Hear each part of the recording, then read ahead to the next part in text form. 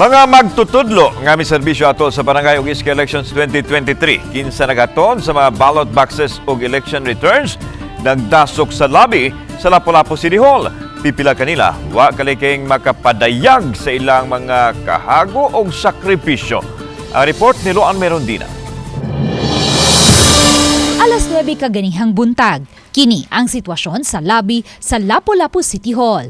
May mga magtutudlo nga na naglingkod sa mga lingkuranan nga giandam sa COMELEC samtang sila magpaabot nga makasulod. Apan ubay-ubay ang nanagbarog nga buot nang makasud sa City Hall ug makasaka ngadto sa COMELEC office. Maghulat na lang jud ma'am para mahuman kaysa mobalik pa pod nga di man pod pwede. Ngay uli ang mga paraphernalia. 30 hours namin nga walay tulog.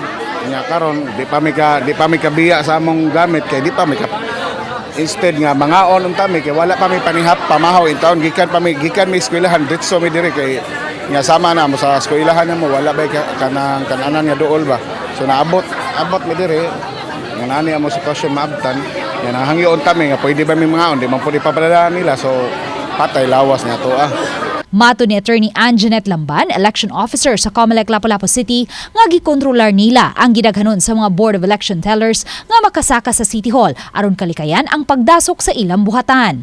Gikan sa lobby, ihatod nila ang mga ballot boxes sa City Treasurer's Office nga nahimutang sa ground floor ug dayon mosaka sila sa atrium aron sa pag-turnover sa mga statistical reports ug mga election supplies. As they come. So kung nasa awahi sila, then awahi sila. Kaya na, naglingkod man yun ng ibabaw. Ang ubos man yun gusto musaka, yung kuno, dili sa musaka, kay wala pa madawat ang nasa ibabaw. Matod ni Attorney Lamban, sama sa mga magtutudlo, wala pa usab makatug ang mga taga-COMELEC busag ipangitaan nila og sistema aron kini mapadali. We are doing the statistical.